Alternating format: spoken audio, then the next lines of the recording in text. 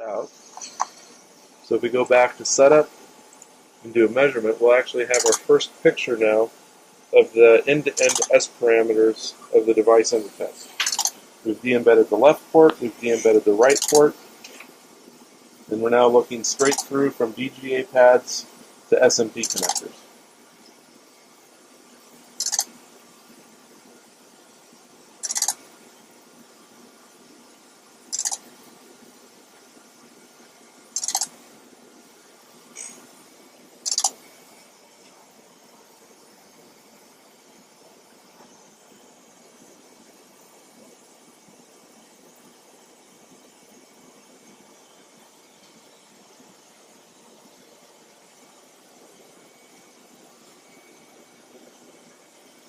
And so here are the S parameters. So I'm going to turn off the displays for these live PDRs. I don't need them for the moment. I'm actually going to put everything into a single display. And we're going to go to Display Setup, Results Display. I'm going to turn on, let's see, we want this to be dB. So and we want this to dB.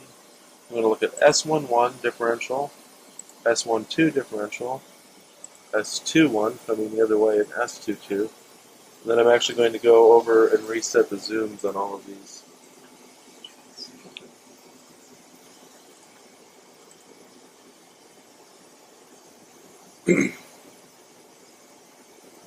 So for preview mode, we now have our first view of the S parameters of this channel as a function of frequency.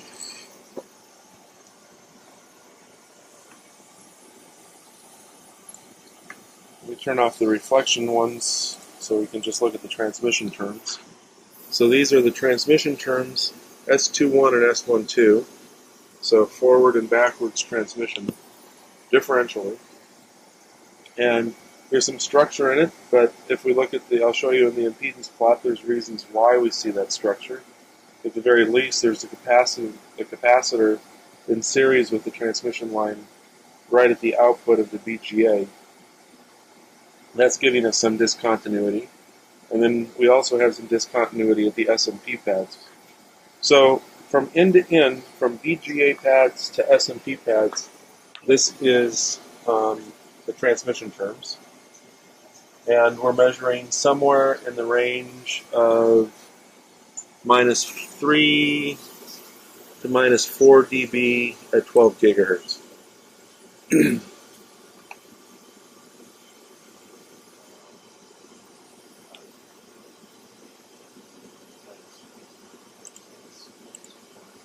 If I now turn on the reflection terms, we can see that they also have some period to them, which again is indicative of a line that has a discontinuity in it somewhere. And these values start out very low at low frequencies, so we have fairly good matches even with that capacitor in here at low frequencies. So we start out with return losses of -13 and -14 at a gigahertz, but those reflections end up coming to get us, so that by the time we are in the 10 gigahertz range, we have S11s of -6 dB and S22s of -3 dB. So those are fairly big reflections. I'm going to turn on the impedance mode for S11, so coming in from the left side.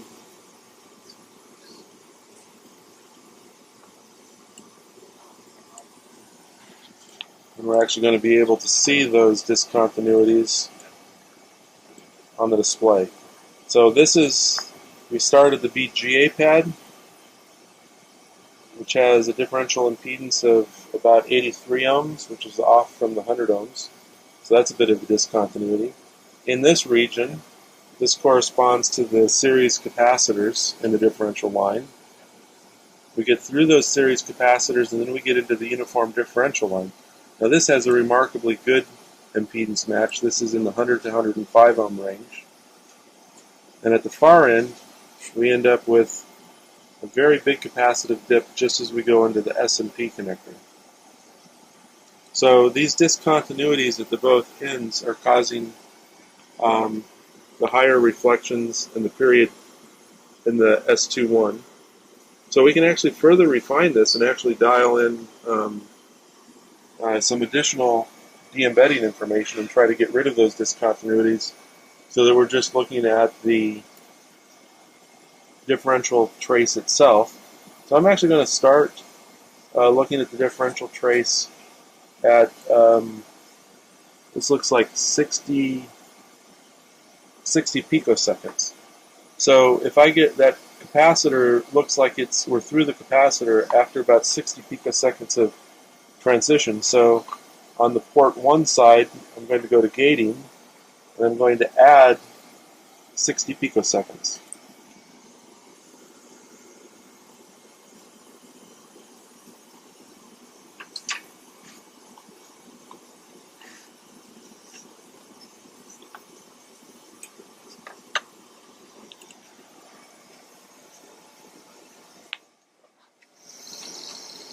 Okay.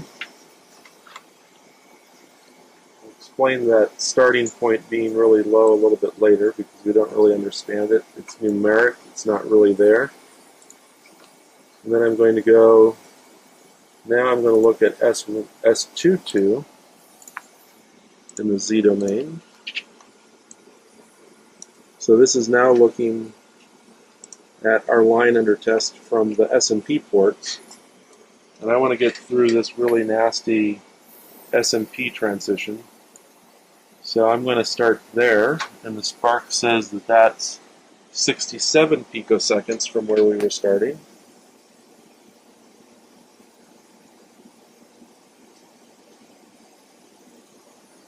So I'm going to go back to gating, and I'm going to add another 67, so it'd be 1529.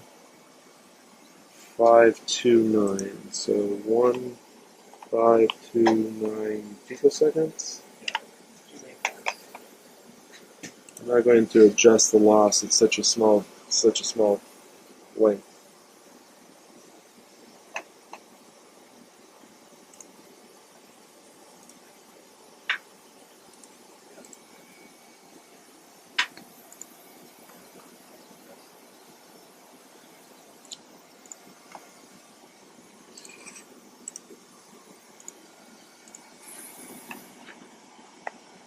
And sure enough, I'm now looking at S11 and S22 in the frequency domain, and the good or the bad news is we got rid of the periodic nature of the transmission line, but we also didn't really improve the overall reflection coefficient at 10 gigahertz or so. It's still, oh yeah, actually we did. So now we're in the 10 to 11 gigahertz range. We're looking at S11s of -6 and -8 dB. So we dropped the reflection a little bit at those frequencies. Now I'm going to turn on the transmission terms. And sure enough, we took out the periodic nature in the transmission terms also.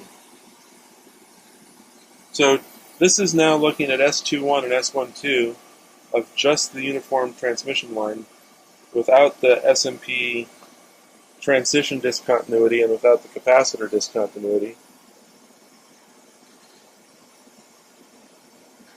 And we can see now we only have about 1.3 dB of loss at 11 gigahertz.